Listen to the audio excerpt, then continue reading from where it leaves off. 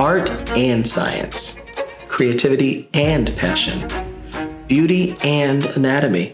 Where most see a face, I see a canvas. This season, the spotlight is on artistry, the intersection of form and function, harmony and healing. Every facelift, rhinoplasty, and every transformation begins with an artist's eye and a surgeon's skill. Go behind the curtain, into the consultation room, the operating room, and the recovery journey. Witness real patients reclaim confidence and discover how beauty just isn't restored, it's reimagined. Because when medicine meets the soul of an artist, the results go beyond the surface.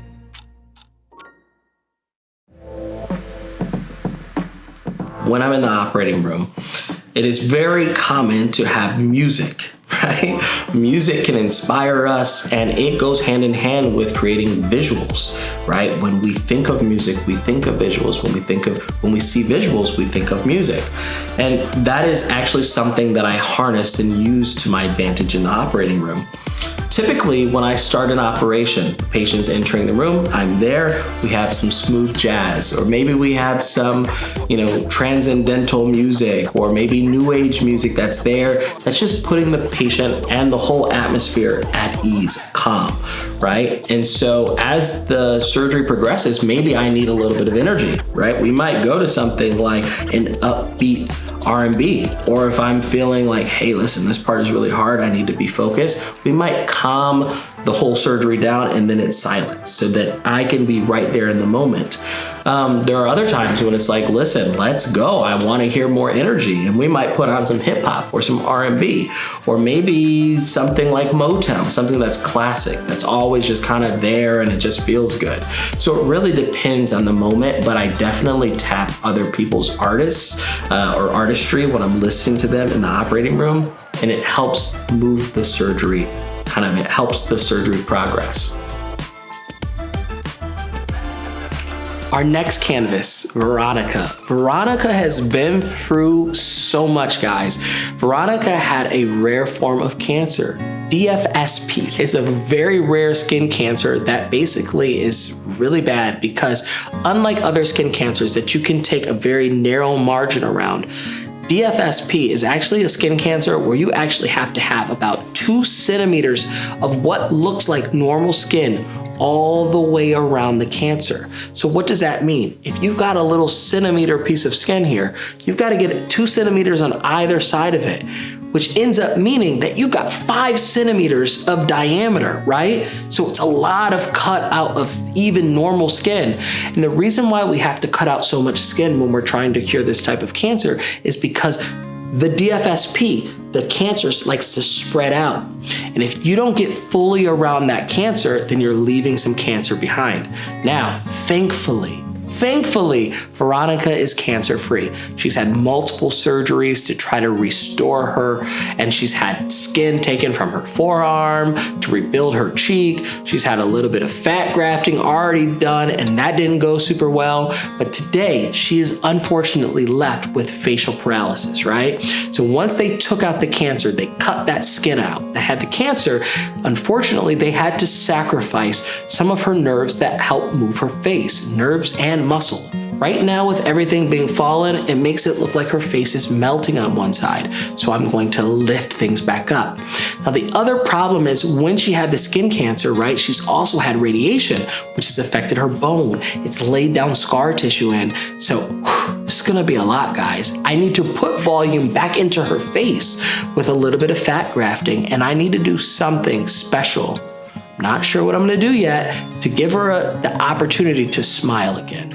Hi, so nice to finally meet you. Hi, Crystal in person now. Yes, ma'am. Yes, ma'am. We've chatted for so long. Yes. Awesome. You're here, and your big day's coming up. I am so ready. Awesome.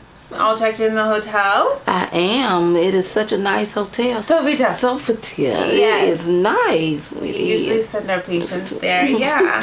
So you ready for your big day? I am so ready. Yeah. I feel like we know so much about each other. We've learned so much A new before we got you. bestie. Exactly. Before we got you here. But Dr. Truesdale is going to take good care of you. You're in amazing hands. So let's go through some of the information that you need to know. So usually patient arrival time is around 6:30 in the morning. Surgery usually starts around 7:30. You'll meet with Dr. Truesdale all over again, Rachel, our operating nurse, and you'll also meet with anesthesia to go through everything. Night before, you want to make sure no eating or drinking past 12, so have a really good dinner the night before 12 p.m. All food and drink stops then. You want to get a good night's rest. And then make sure you bring your medication with you on the next morning too. The nurse will pick you up after surgery, and then she will take you back to the hotel. And you'll be in amazing care. Okay. Alrighty. All right. Any questions?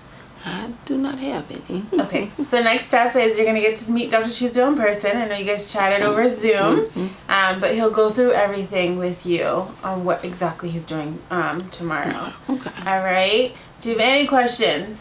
No questions. Perfect. He's all ready for you. Okay, Veronica's here in the office today. We've met virtually before, but now I get to finally meet her in person. Hello. Hi, Dr. Truesdale. Welcome to Los Angeles. Thank you. I am going to make you very happy. My name is Veronica, and I am 51 years old, and I'm from Columbus, Mississippi. I'm here today for, as my friend just told me, is restoration is the word that we're using.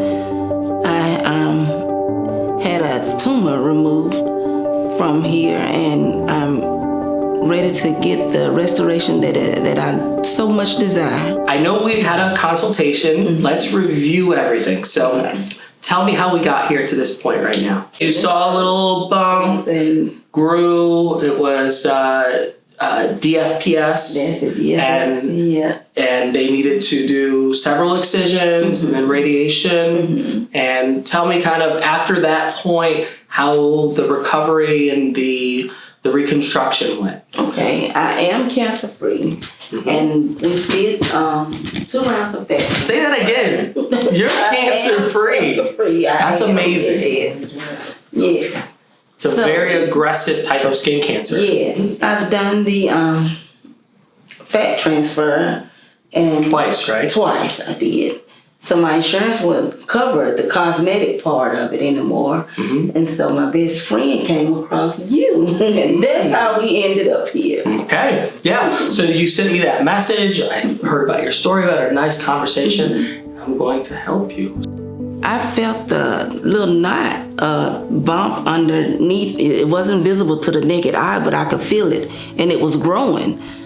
And I saw my dermatologist back in Columbus, and they referred me to ENT, and they did a biopsy and saw the cancer markings and sent me for referral for a second opinion. And at UMMC, they determined that it was DFSP, and I was referred to have it removed in Texas. The first time I noticed it was like the end of 2022, and in 2023 I noticed that it was growing. It had grew in size, and that's when all of it started. I had surgery, well actually I had a round of radiation in August of 23, and I had surgery in November of 23. So if you had a number one goal, what would your goal be after this surgery? If I could, use a magic wand, how would you want to feel? How would you want to look? What would you say? I've been saying I want to smile again, which is smile is just not this smile. It's from the inside The way you feel. out. Yeah. And the deformity part right here and the sagging of my eye, which I had to lift once before as well, but with all the swelling, it brought it back down again. So I think the number one thing would be the smile again on the outside, like I do on the inside. Yeah, I'm going to help you with that. My best friend, she actually sent me a video that he had did surgery on, her name was Juanita, and she was like, maybe you ought to reach out to him and see if he could help you. So, and that was like maybe 6 months prior to I even reached out to you guys. And it was the 1st of January when I was feeling kind of sad, and I said, well, let me just reach out and see if he could help me. So I sent the email January the 1st, and I think with that 3 days later, you all responded. And I did a Zoom meeting with him, and he said that he could help me. I just want to look at your face. So a part of, them doing your surgery, they obviously had to cut a bunch of tissue out. That type of cancer, unfortunately, is one where you have to get huge margins, like the biggest margins out of any kind of skin cancer. And so, unfortunately, your facial nerve was injured. So the facial nerve is that nerve that helps us move our face. And I just want to see how your face moves. So raise your eyebrows. Good. And close your eyes tight. Good. Smile big. See? Yeah. And then relax. And then blow a kiss. Good. And relax. And show me your bottom teeth. Good. And relax. Ooh, it's emotional. This has been a journey. And I don't think I even shared this with you. I just think back to, I had my surgery done, and that December, my mom was diagnosed with breast cancer. And it's just all of this. She has so many things that I want to do for her, right? I want to make her look more youthful. I want to make the two sides of her face look more symmetric. I want to give her a smile. I want to help her eyelid. Facial reanimation is a really complicated subject, and most of what I do is making people look, younger, right? This is me putting on a different kind of cap. And so I have all the tools to be able to do this, but the question is, what is the best thing for you? Okay, so Veronica has a couple of things going on, right? Because of her drooping and her eyelid basically falling down and the lack of innervation to her eyelid is kind of exposed. We call that eyelid retraction or ectropion. So when she tries to close her eye, she doesn't get full closure and the eyelid pulls down. I need to do a special type of surgery to repair this. It's called a lateral tarsal strip. I need to add some fat to her face. So I'm gonna do massive fat grafting to her right side, the area that is really sunken in. I need to take fat from her left side to make it look more like the right. So I'm going to do a little bit of buccal fat removal. The other things I'm going to do is a very delicate alarplasty. Right now, her nostril on the right side pulls off and it's actually kind of pulled down. So I need to do an alarplasty to reduce the size of her nostrils and slide and secure that nostril as a more rounded shape closer to her midline. That's going to require some special techniques and tools. Now, the Big Daddy surgery is trying to give her face dynamic and static motion, right? So right now her face is droopy. I'm going to take some fascia from her thigh. I know I'm a facial plastic surgeon, guys, but I'm gonna go to her leg and I'm gonna take some tensor fascia lata. Tensor fascia lata is basically this husk that goes over the IT band, right? You guys have all heard of this when you exercise. I'm gonna steal some of that and I'm gonna use it and craft that into her face, connect it to her mouth, right? And secure it up to her temple. That is going to allow her face at rest to be lifted, okay?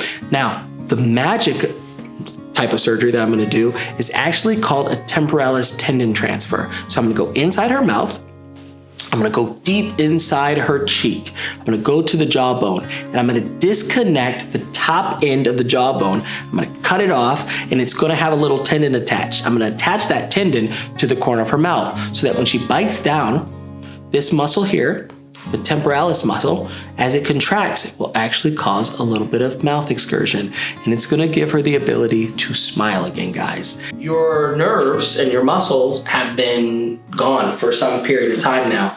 So I don't know if there's actually a motor there to plug into. Does that make sense? Because they may have cut out some of that muscle. And my take is they probably did. So I don't want to get your hopes up too much. but I'm gonna try, okay? I'm gonna try. At minimum, the face will be more symmetric and lifted, okay? So even just doing this makes your face look better.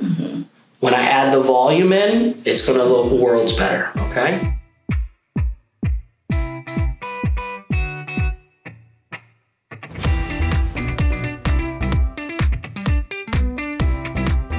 This is a Gruber grid. A Gruber grid allows me to accurately and precisely measure and simultaneously cut.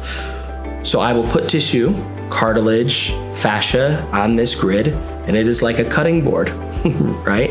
I will use it as a firm basis that I can cut on as to not damage the surgical table.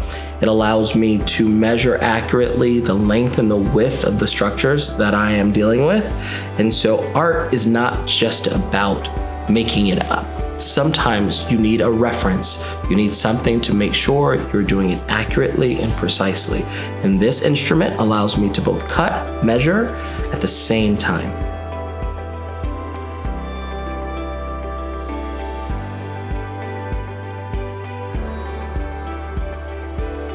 Veronica is back, and I am super excited to see her. Let's see how she's doing.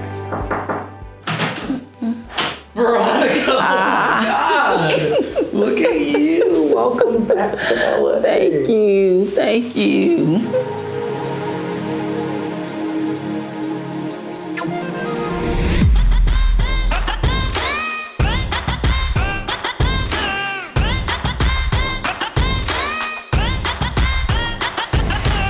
Well, you're still working on the exercises, right? Yeah. Did you see the video that I made on YouTube? Yeah. Beautiful. It takes a little bit of work to sync. Let me see. So give me a little bite down. Nice, good. And then relax. Close your eyes. Open your eyes.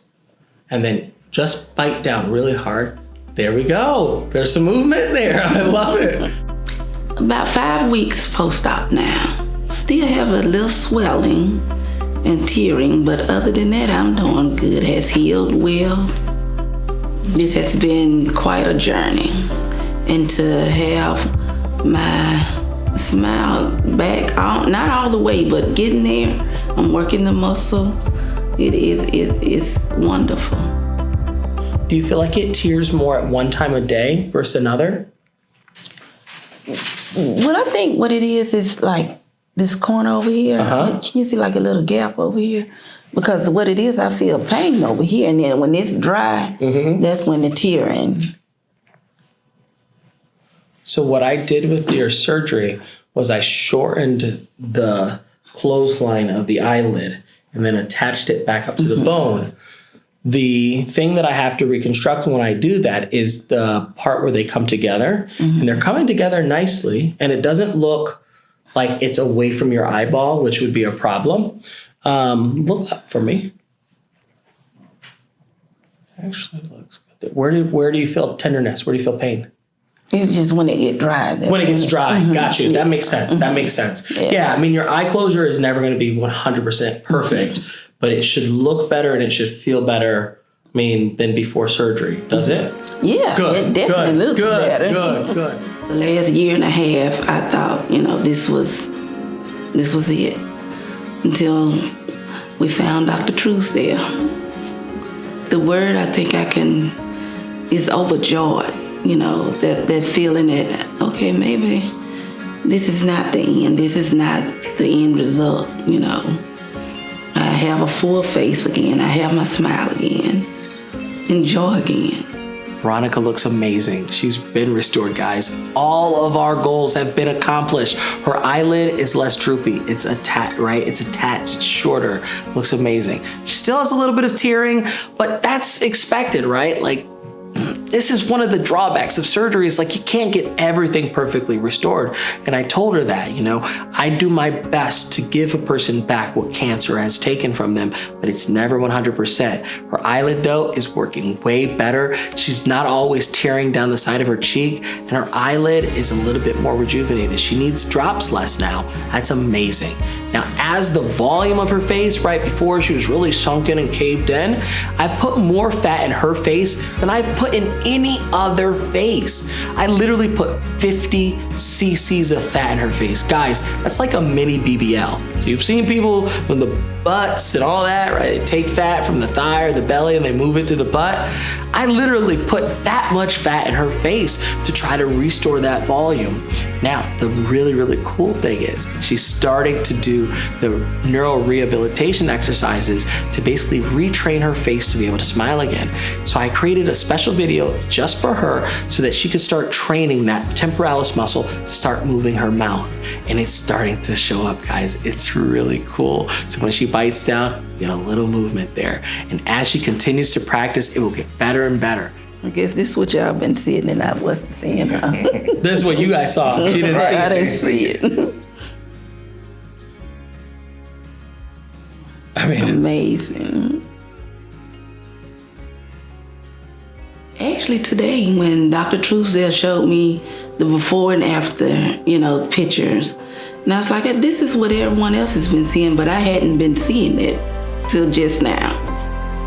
Surprisingly enough, I didn't cry because I've been crying since the beginning of this, but just joy, just full of joy, just hope. I'm looking to travel more. I love to travel. Me and my best friend, we travel all the time, so we're looking to hit the roads again. I didn't feel like going anywhere, didn't want to go anywhere, do anything. So now I'm ready. I'm going through this, the reason, I guess, is to help someone else, to let them know that there is hope, just don't give up. Keep praying, keep hoping, and reach out to Dr. Truesdale. He could help you.